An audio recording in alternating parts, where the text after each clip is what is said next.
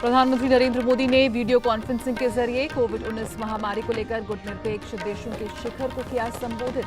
महामारी के खिलाफ नाम के सदस्य देशों को एकजुट होकर प्रयास जारी रखने का किया आह्वान। भारत के लोकतांत्रिक मॉडल को सराहते हुए प्रधानमंत्री ने कहा, संकट के दौरान हमने दिखाया कैसे लोकतंत्र, अनुशासन और निर्णायकता एक साथ मिलकर बना सकते हैं वास्तविक जन आंदोलन।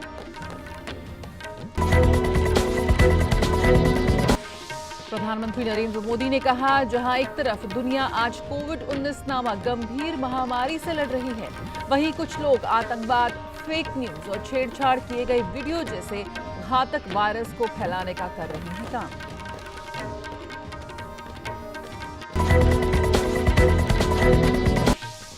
जम्मू कश्मीर के हंदवाड़ा में सीआरपीएफ के 3 जवान शहीद।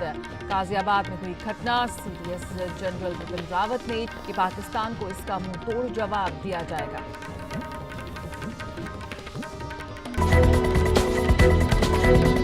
सरकार ने विदेशों में फंसे भारतीयों को 7 मई से चरणबद्ध तरीके से वापस भारत लाने की दी मंजूरी। हवाई जहाज व नौसेना के जहाजों द्वारा की जाएगी यात्रा की व्यवस्था। दूतावास और उच्चायोग व्यथित भारतीय नागरिकों की बना रहे हैं सूची। रेलवे ने स्पष्ट किया कि देश में लॉकडाउन के चलते फंसे हुए मजदूरों को घर पहुंचाने के लिए किसी प्रकार का पैसा नहीं वसूला जा रहा। 85% रेलवे और बाकी 15% पैसा दे रही है राज्य सरकारें। टिकटों की बिक्री से किया इनकार, कहा राज्य सरकारें तय करेंगी कौन यात्रा करेगा कौन नहीं।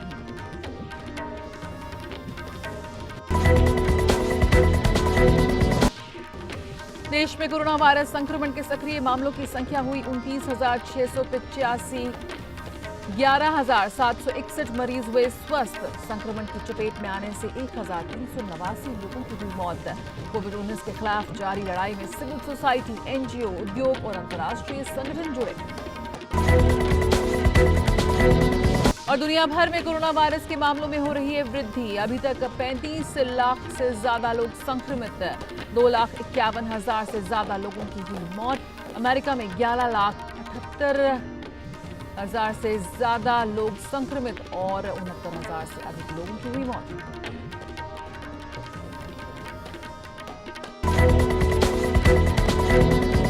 नमस्कार दोस्तों, मेरा नाम उपेंद्र सिरोही, राष्ट्रीय अध्यक्ष सनातन रक्षा दल। कुछ चीज़ें मैं आप लोगों के बीच में लेके आया हूँ। मैं आहत हूँ कुछ घटनाक्रम को लेकर के बता देना चाहता हूँ और ये पूछना भी चाहता हूँ, भारत के प्रधानमंत्री जी से अनुरोध करना चाहता हूँ, आखिरकार ये इस तरह के घटनाक्रम हम लोगों के साथ में, हिंदुओं के साथ में कब तक होते रहेंगे? कब तक हिंदू शिकार होता रहेगा? कल की घटना में हमारे देश के 5 जवान जिनको मौत के घाट उतार दिया गया, आज उन शहीद परिवार के लोगों को मैं नमन करते हुए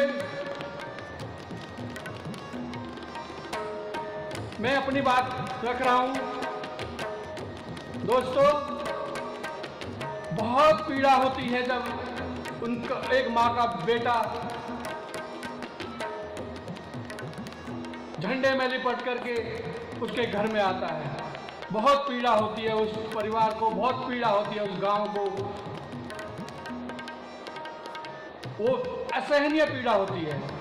दोस्तों, हम रात दिन हर रोज ऐसी ही घटनाक्रम का शिकार होते जा रहे हैं और हम मौन बैठे हैं। अब हिंदुओं के लिए मौन बैठने का वक्त नहीं है दोस्तों।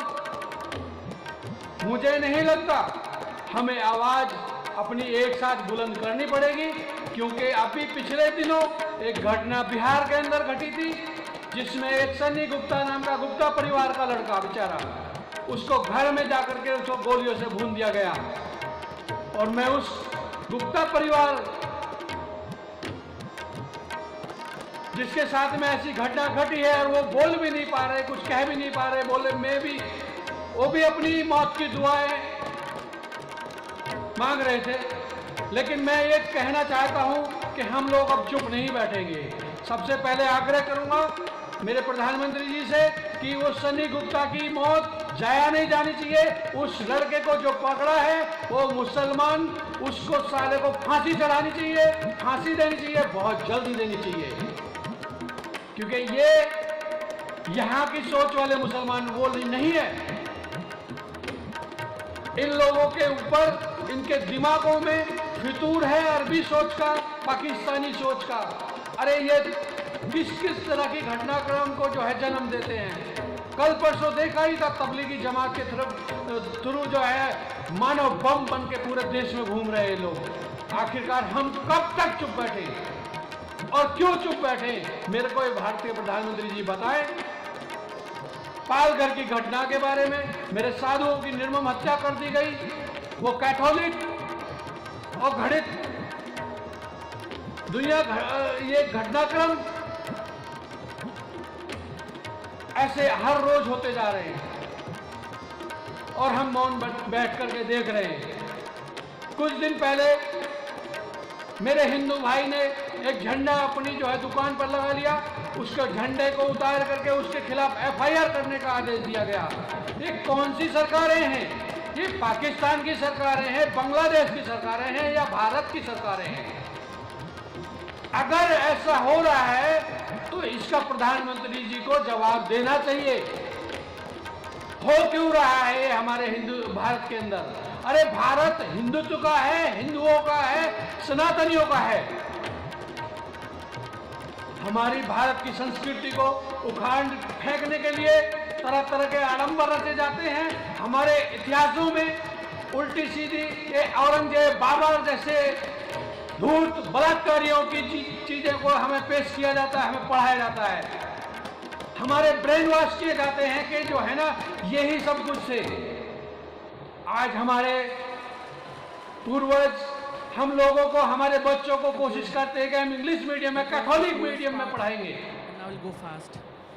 और उनमें संस्कार बहुत दूर तक हो। आज नचनिया बन के नाच रहे हैं कि मैंने कई उन पे देखा चैनलों पे, मोबाइल पे। आखिर हो क्या रहा है? इसके बारे में भारत के प्रधानमंत्री जी को जवाब देना चाहिए। अरे व्यू और लाइक लेने के लिए आप नचनिया बन गए? एक बार अपने अंदर का हिंदुत्व तो जगा के देखो, हिंदू बन के देखो। अरे शान से सीना चौड़ेगा आपका। जय श्री राम का नारा लगा के तो देखो। आप तसल्ली में अपने घर में बैठ करके एक बार जय श्री राम पूरा परिवार बोल करके तो देखो, आपके घर की जो है सुख समृद्धि आपके पास रहेगी। और इस क्रम में आगे मैं बता देना चाहता हूं उन जयचंदों से, ये सनातनी भगवा है, न थकेगा न झुकेगा और ये मेरा भारतवर्ष न रुकेगा। और मैं आप लोगों को चेतावनी देना चाहता हूं कि अब या तो आप सुधर जाइए,